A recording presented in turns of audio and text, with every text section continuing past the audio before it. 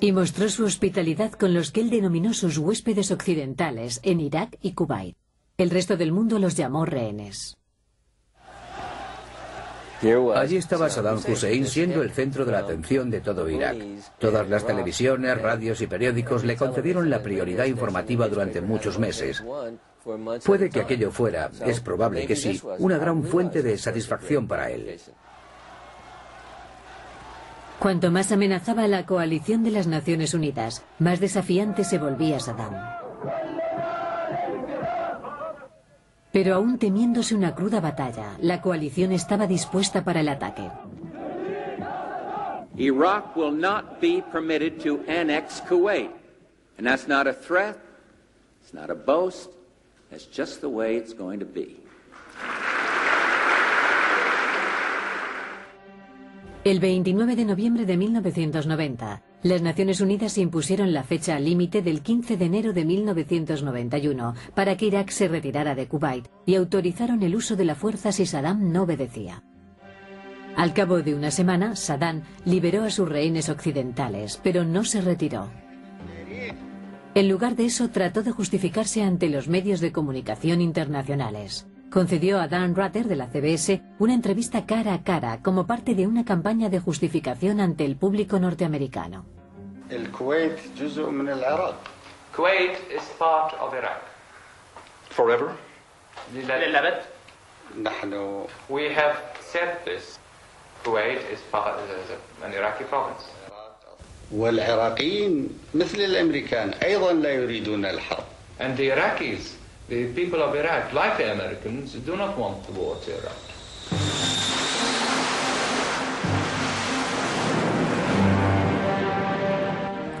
Al otro lado de la frontera con Arabia Saudí, la coalición de las Naciones Unidas reunió la mayor concentración militar desde la guerra de Vietnam. 500.000 de soldados, cientos de aviones y millares de carros de combate fueron llevados a la frontera con Kuwait. Estaban dispuestos a atacar. En la víspera del plazo dado por la ONU, la televisión iraquí mostró un desafiante Saddam aclamado por sus soldados en una playa de Kuwait. Creyó que Bush no tendría valor para atacar, pero lo tuvo. Creyó que Bush no le iba a imponer un límite, pero se lo impuso. No creyó que Bush apretaría el gatillo, pero lo apretó contra él. Pocas horas después de terminar el ultimátum de las Naciones Unidas, se inició la Operación Tormenta del Desierto, con una oleada de bombardeos contra Bagdad que la televisión mostró en directo a todo el mundo. Saddam no estaba preparado para la lluvia de misiles de crucero, bombas inteligentes y armas de alta tecnología que le lanzó la coalición. Era un hombre que vivía en un búnker, no entendía la guerra moderna, no tenía idea de la potencia de fuego que iba a ser usada contra él. La única respuesta de Saddam fue el lanzamiento de misiles Scud contra Israel y Arabia Saudí, pero no consiguió nada.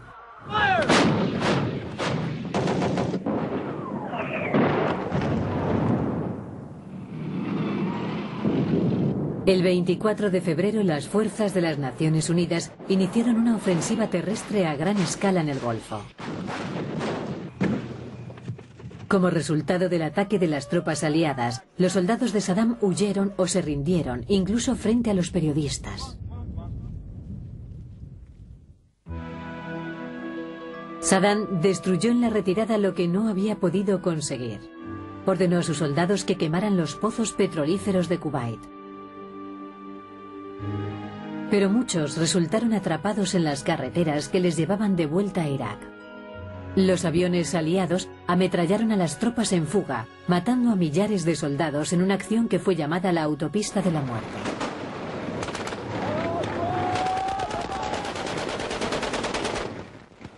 Consiguieron una victoria aplastante. 100 horas después del comienzo de la guerra terrestre, los soldados de las Naciones Unidas liberaban el pequeño estado de Kuwait, pero Saddam Hussein seguía en libertad.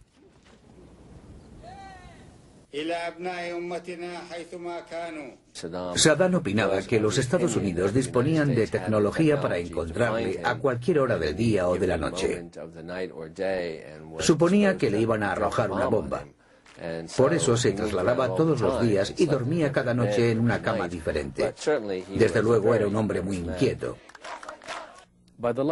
Pero, de acuerdo con su lógica, nunca creyó que acabarían con él. Debería haber pensado que los norteamericanos irían a buscarle. Sin embargo, cuando los generales estadounidenses se reunieron con los iraquíes para aceptar un alto el fuego, el presidente Bush tomó la decisión de que las tropas aliadas no perseguirían a Saddam y a su guardia republicana. Esta decisión sería muy discutida con el paso del tiempo. Saddam Hussein sobrevivía de nuevo e incluso logró ante su pueblo convertir su aplastante derrota en victoria. Había sido vencido, pero no había sido eliminado. Todavía conservaba gran capacidad combativa, como Occidente comprobaría más adelante. En 1991, Saddam Hussein sufrió en la Guerra del Golfo una de las más espectaculares derrotas de la historia moderna. Pero no tenía intención de rendirse. Todavía no se había asentado el polvo de sus soldados en retirada, cuando Hussein estaba de nuevo en guerra, esta vez para conservar el poder. Los rebeldes musulmanes Shiat en el sur de Irak y los kurdos en el norte aprovecharon la debilidad de sus tropas. Pero al cabo de unos meses Saddam había eliminado la amenaza y los había sometido. Saddam continuó con una guerra silenciosa contra el resto del mundo. Se enfrentó al nuevo presidente americano, Bill Clinton, violando los términos del acuerdo de alto el fuego. Saddam quería poner a prueba a Bill Clinton. Quería conocer cómo respondería el nuevo presidente. Era un provocador psicológico. Aquello fue una provocación psicológica.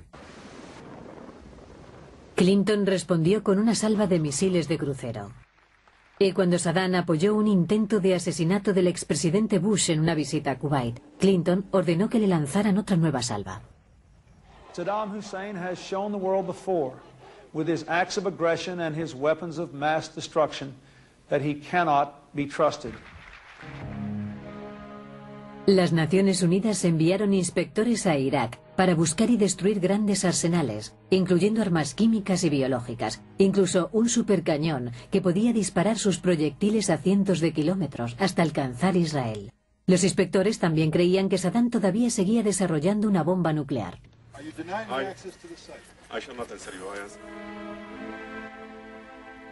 Estas sospechas justificaban el mantenimiento de las sanciones económicas impuestas a Irak. Y aunque el pueblo sufría las consecuencias, a Saddam eso le importaba muy poco. Su visión política era la de mandar en Irak, no la de servir a Irak, sino a sí mismo y a sus dos hijos. Eso era todo. Si los iraquíes morían o no, eso le traía sin cuidado. Saddam creó una red de contrabando que le permitió conservar su fortuna personal. Vendía petróleo en el mercado negro, al igual que las medicinas que debían ser entregadas a su pueblo. Saddam usó los beneficios para construir suntuosos palacios presidenciales para sí mismo. Mientras, su nación moría de hambre. Cientos de miles de iraquíes perecieron. Cualquier intento de oposición era silenciado rápida y brutalmente. La eficacia de las fuerzas de seguridad de Saddam protegía su supervivencia política, eliminando cualquier riesgo, no importaba lo remoto que fuera. Desde que Saddam llegó al poder en el año 1979, mató como mínimo a 1000 personas al mes. Como poco. Eran pobres gentes que trataban de hacer alguna crítica a Saddam y a su gobierno, o que querían quejarse de su política. En una ocasión, Saddam atacó la reserva kurda en el norte de Irak. Para castigarle, los Estados Unidos dispararon varias andanadas de misiles de crucero contra los emplazamientos de misiles iraquíes. Pero Saddam continuó en el poder, y los intentos de los Estados Unidos por debilitar su poder parecieron no tener ningún éxito.